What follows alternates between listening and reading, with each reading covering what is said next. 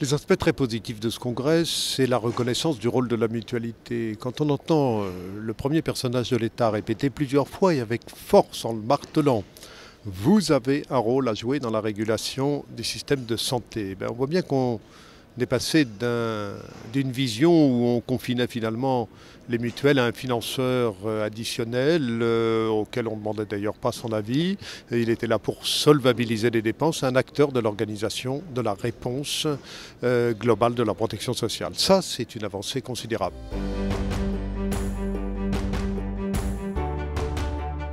L'enjeu de la réforme du Code est à la fois une adaptation aux évolutions économiques, aux évolutions organisationnelles, au glissement des contrats individuels, des contrats collectifs par exemple, et aussi l'affirmation de l'identité des mutuelles, le refus d'une banalisation dans un modèle qui ne reconnaîtrait pas nos spécificités. Je suis très satisfait d'ailleurs de noter que tant la ministre de la Santé que le lendemain le président de la République ont insisté sur ce côté identitaire et spécifique. Une annonce de calendrier très ambitieux a été faite. De notre côté, nous sommes prêts.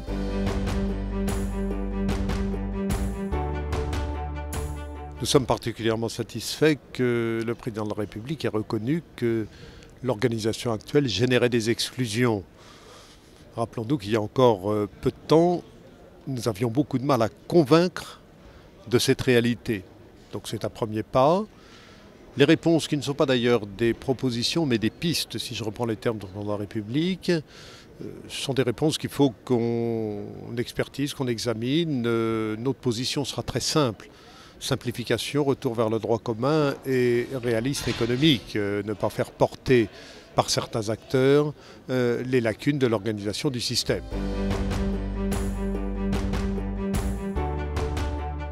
C'est d'être plus persuasif encore pour avancer davantage sur nos objectifs fondamentaux pour la protection sociale, l'accès aux soins, la diminution des restes à charge, une meilleure organisation. C'est ça notre feuille de route.